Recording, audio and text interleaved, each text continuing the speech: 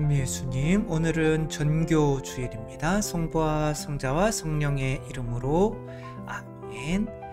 전교 주일 참 우리가 복음을 전해야 되는 거는 잘 알지만 정말 쉽지 않죠. 그래서 한번 또 생각해 보도록 하겠습니다. 마테오 복음이고요. 그때 11 제자는 갈릴레아로 떠나 예수님께서 분부하신 산으로 갔다. 그들은 예수님을 뵙고 엎드려 경배하였다. 그러나 더러는 의심하였다. 부활한 예수님을 보고도 의심하는 사람들이 있는 거죠. 그래서 예수님이 나에게 나타나면 믿을 거야 라고 이렇게 하더라도 사실 믿으려고 하지 않는 사람들은 예수님이 부활하셔서 앞에 나타나도 믿지 않아요. 그러니까 믿음은 사실 나의 결정이고 나의 의지에 따른 거죠. 그래서 이제 예수님께서 그들에게 다가가 이르셨다. 나는 하늘과 땅의 모든 권한을 받았다. 그러므로 너희는 가서 모든 민족들을 제자로 삼아 아버지와 아들과 성령의 이름으로 세례를 주고 내가 너희에게 명령한 모든 것을 가르쳐 지키게 하여라. 보라, 내가 세상 끝날까지 언제나 너희와 함께 있겠다. 여기서 너희라고 하는 것은 복음을 전하는 이들인 거죠. 물론 이제 함께 계시지만 아담과 하와가 죄를 지을 때는 아담과 하와가 함께 하느님께서 자신들과 계신 것을 믿지 않았죠.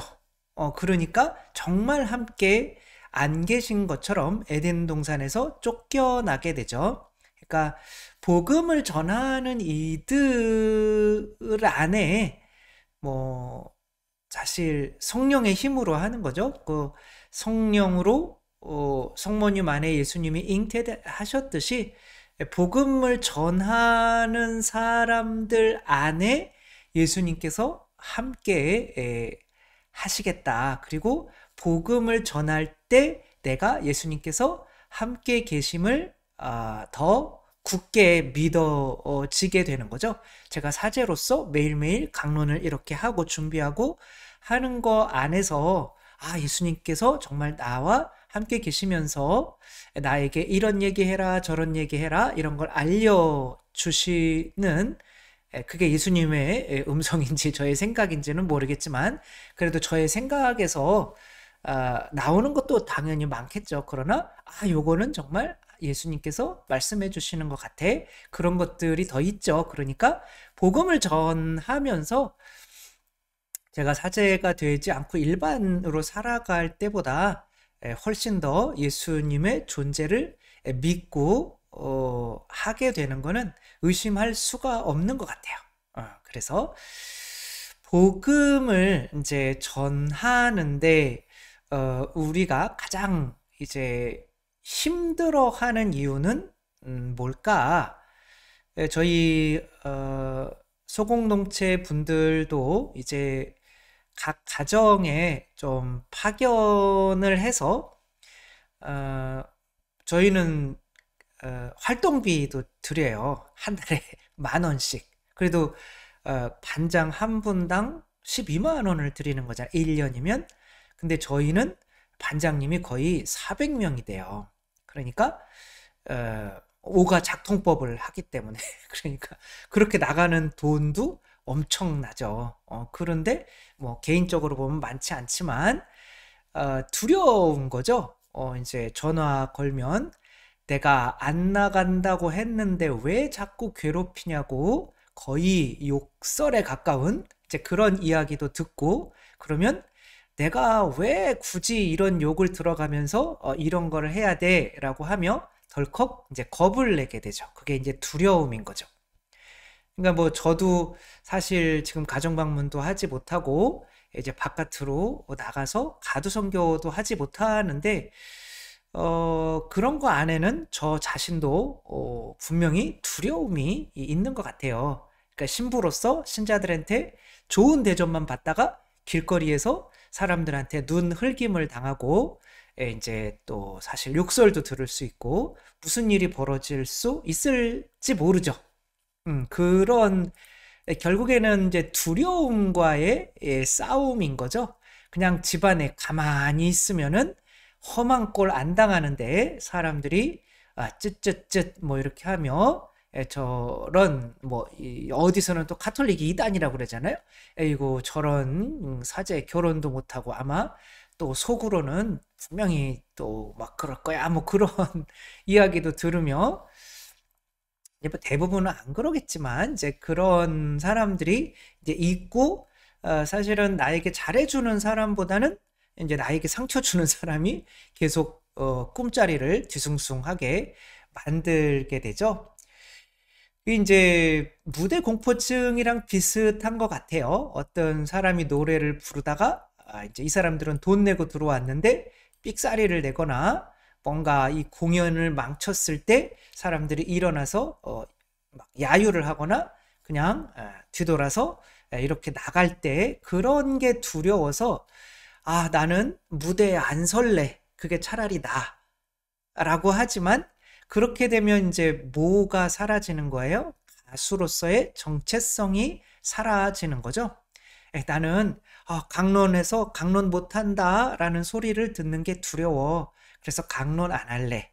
뭐 그렇게 되면 사제로서의 어떤 정체성, 나를 파견한 분이 사제로서 파견했는데 그분이 이제 더 이상 나를 그렇게 인정해주지 않겠죠. 우리 모두는 선교를 어차피 해야 돼요.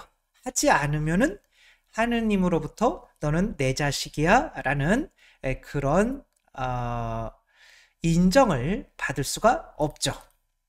그걸 이제 예언자직이라고 하는데 이렇게 강물이 많이 이제 불어났어요. 근데 이제 이 지금 스레빠 신고 이제 우산 쓰고 저 앞에 오는 차량에게 오지 말라고 막 손짓을 막 이렇게 하고 이제 하는 이 분이 TV 보다가 보니까 강물이 너무 많이 불어났는데 이 중간쯤이 조금씩 가라앉기 시작하는 게 보이는 거예요. 근데 이제 운전하는 사람은 잘 보이지 않죠.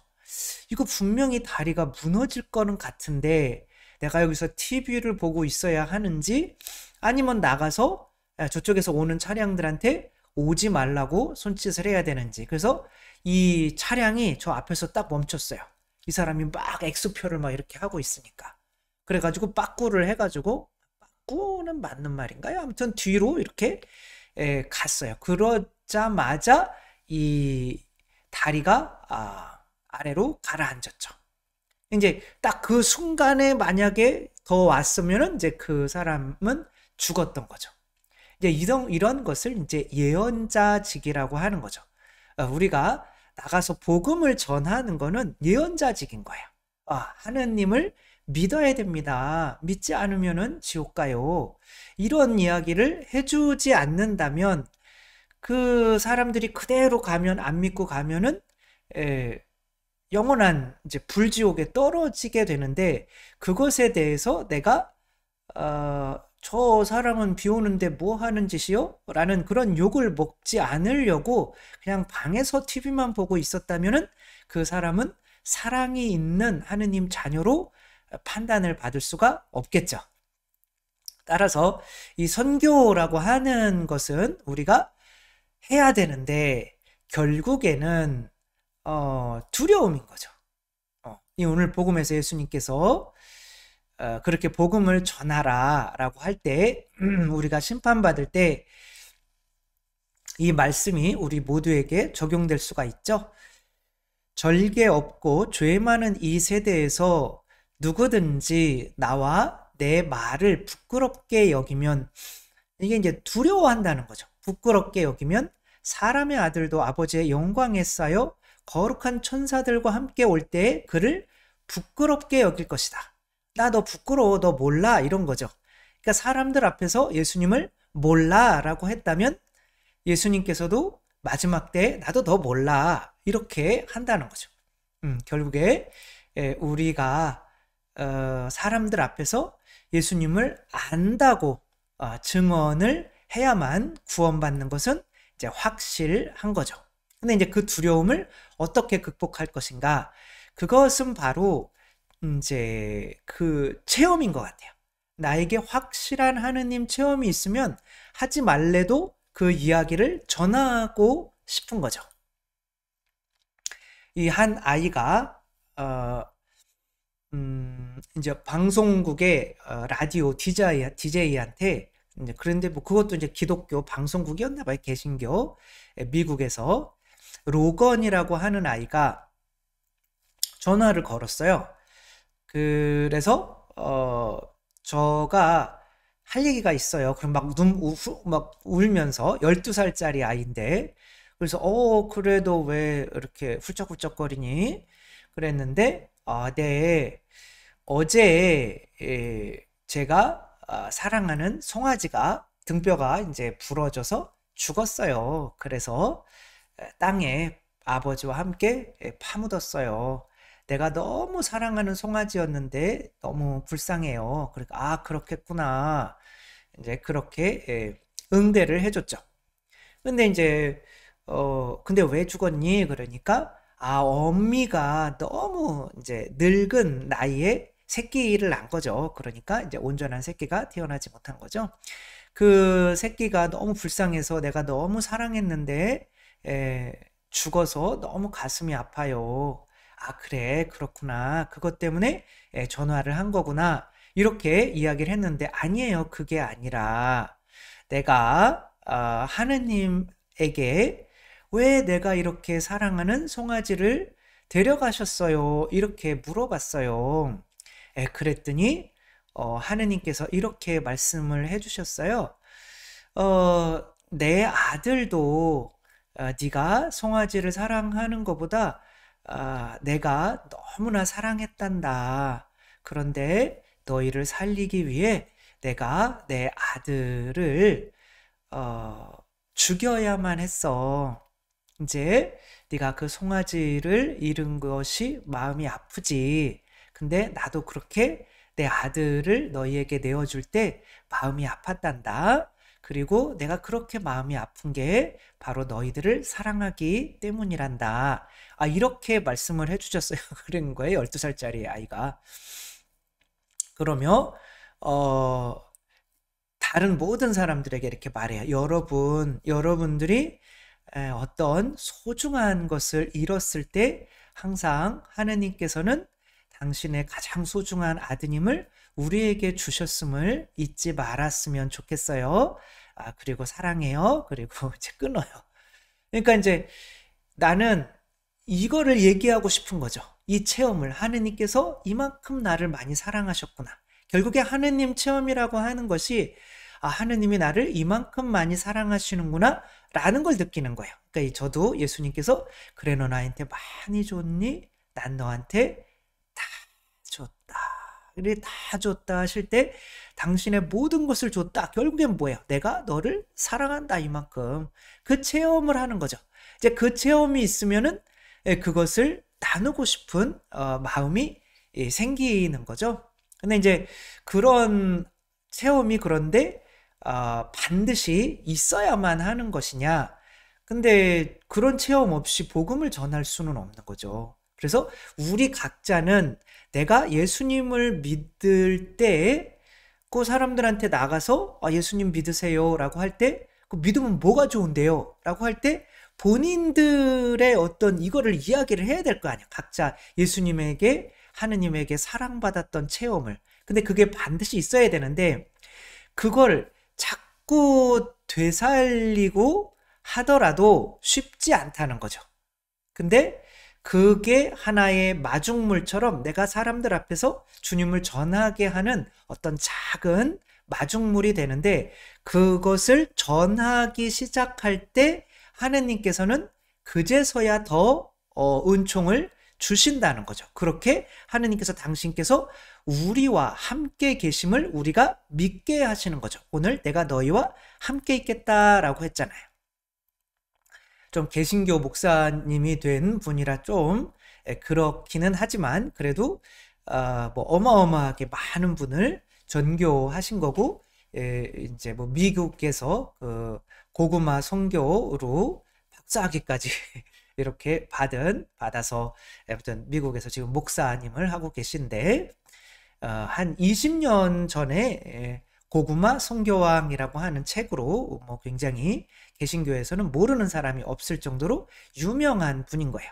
그러니까 이분이 이제 불교 신자였고, 자매니 부인과 이제 딸이 있었는데, 교회 못 가게 하고 이제 스키 타러 가다가 큰 사고를 당해서 딸도 뭐 얼굴이 뭐 100몇 바늘을 꿰맸다니까.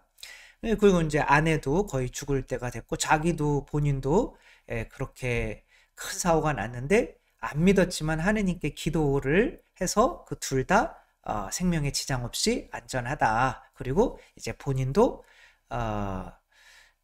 그 몸이 뭐 굉장히 안 좋았어. 그 본인이 제일 많이 다쳤대요. 근데 다친 줄도 모르고 자기가 교회 못 가게 하고 막 싸움을 하고, 가지 마, 뭐 교회 나가서 뭘 얻어. 그리고 바로 딱 봤는데 앞에서 검은 세단이 중앙선 침범해서 졸음운전한 거죠. 들이받은 거죠. 그래서 이제 아무튼 다 죽게 생겼는데 다 살아나서 너무 감사해서 그런 체험이 있는 거죠. 그러나 그것을 사람들 앞에 나가서 전할 용기가 없었던 거죠. 그런데 이제 목사님이 억지로 끌고 나가서 전도를 한번 해봅시다.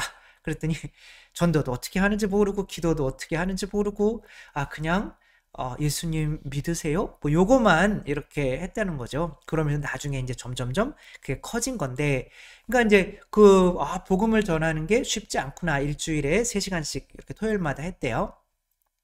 길거리 나가가지고.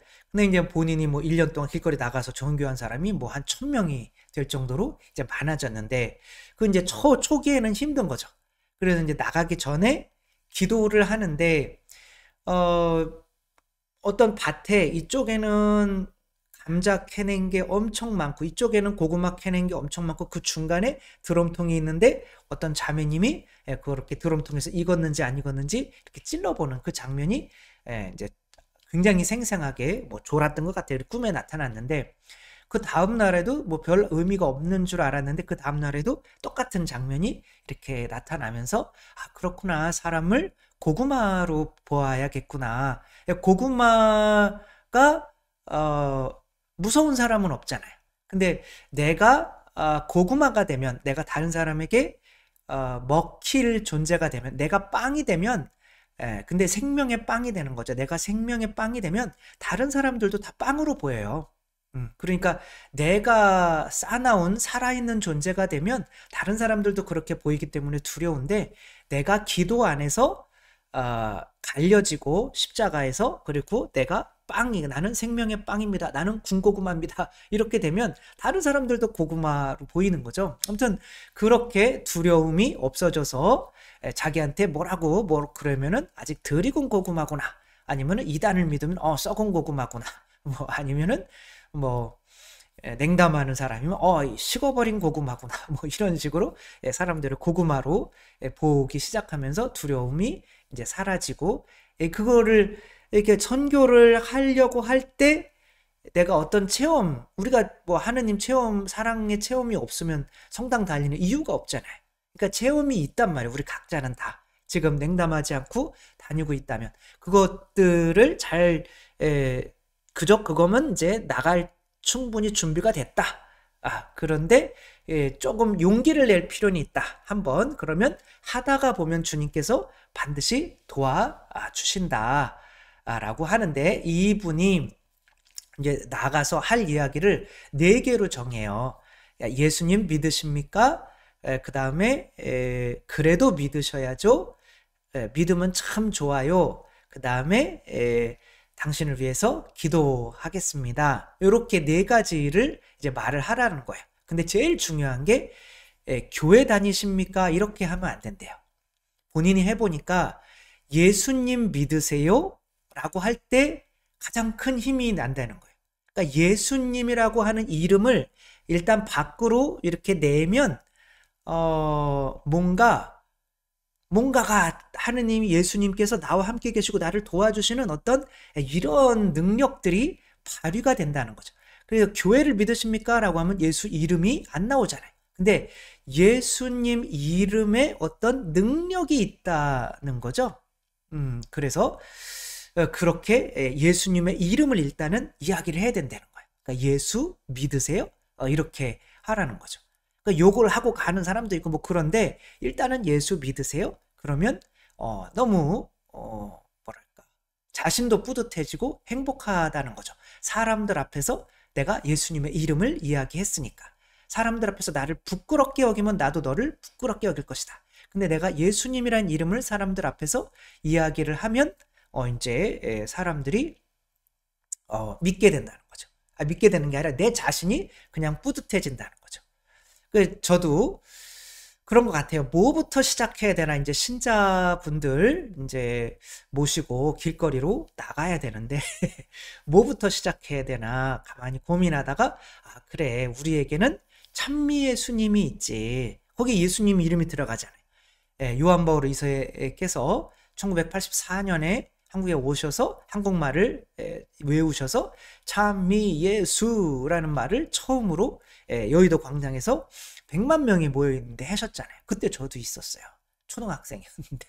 근데 찬미 예수라고 하는데 교황님이 처음 오셔서 그 나라 말로 찬미 예수, 예수라는 이름이 이렇게 탁 나오면 끝난 거죠. 사람들 앞에서 나를 안다고 증언하면. 그렇게 해서 저희 성당에 또 선교왕이 있었어요. 그 찬미 예수라는 말을 이제 듣고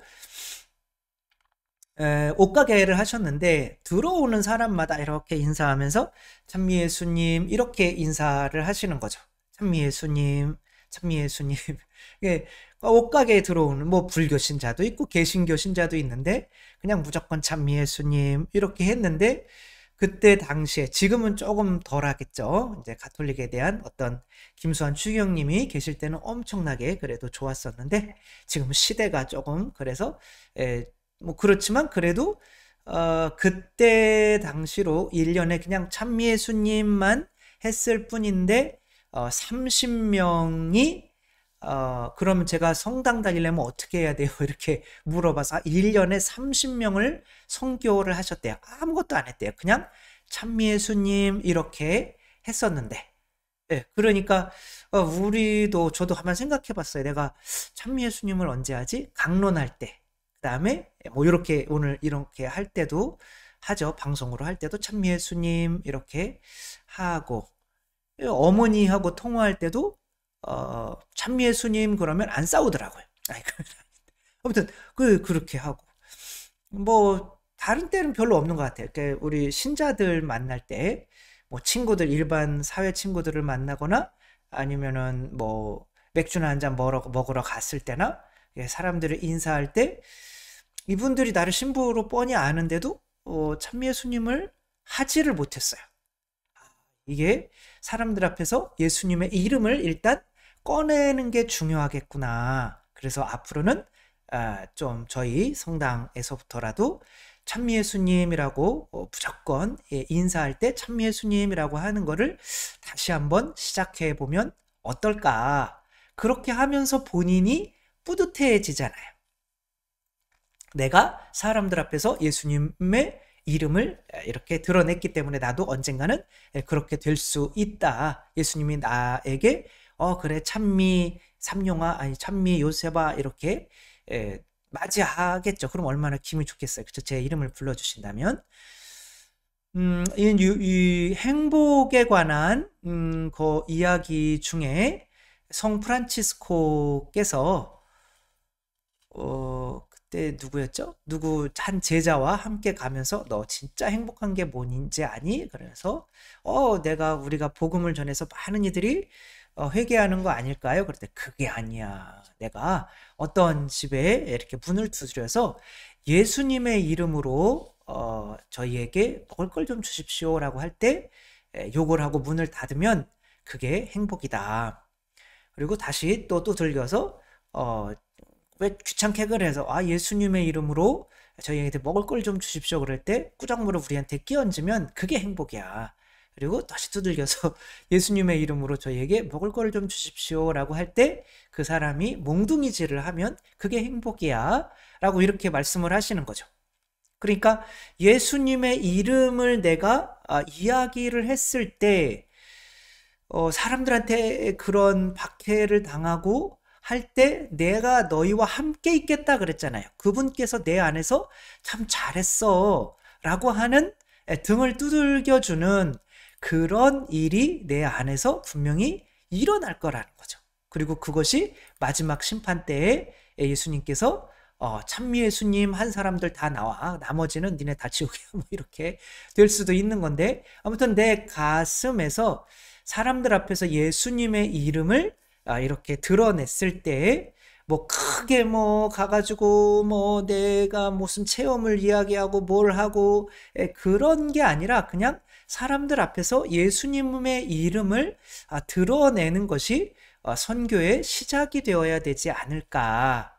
그래서 저희도 이제 올 겨울부터는 이제 가두 선교를 좀 하려고 해요. 뭐 그냥 다른 거 안 하고 신자들 저도 이제 나가서 사람들 앞에서 찬미 예수님 하면서 뭐 빵이라도 하나씩 이렇게 나누어 드리고 거기에 이제 쓰겠죠, 그쵸? 거기에 우리 그 세례가 언제 그 예비자가 시작하고 이제 그런 거 찬미 예수님 좋은동 주교자 성당에서 나왔습니다. 이렇게 하면서 안 받아가면은 뭐 뒤통수에다 던져버려 그러면 안 되겠구나. 아무튼 이렇게 그래도 잘 참고 또 찬미 예수님 한 것으로 우리 자신이 조금 뿌듯할 수 있으면은 그것이, 그리고 그렇게 하는 거 안에서 분명히 주님께서 어떤 또 도움을 주실 것인데 그런 것으로 우리 신앙이 증가할 수 있다면 뭐 더 많은 예비자가 오지 않는다고 하더라도 참 행복하지 않을까, 이제 그런 생각을 해봤어요. 너무 어렵게 생각하면 뭐 4가지씩이나 뭐 찬미 예수님 그래도 믿으셔야죠 뭐 이거 다 하면 좋겠지만, 그래도 찬미 예수님 사람들 앞에서 하면서 뭐라도 이렇게 나눠 줄 수 있다면 그것이 우리가 어떤 기본이 시작하는 게 아닌가. 예수님께서 선교를, 당신의 복음을 전하실 때 어디서 하셨을까요? 길거리죠. 어디 가셔서 했었을까요? 길거리 혹은 회당에서 이렇게 했는데, 회당이라고 하면 이제 그런 뭐 성당 이런 자리지만 실제로 길거리에서 가시면서 예수님이 또 아버지를 안다고 증언하시고 복음을 전하신 거죠.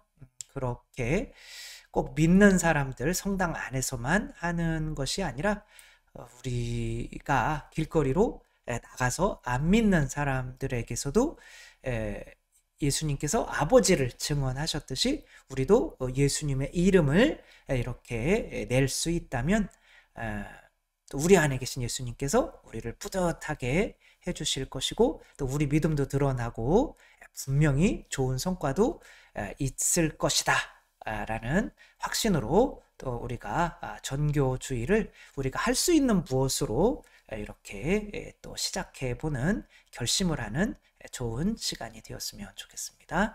주님께서 여러분과 함께 전능하신 천주 성부와 성자와 성령께서는 여기 모인 모든 이에게 강복하시어 길이 머물게 하소서.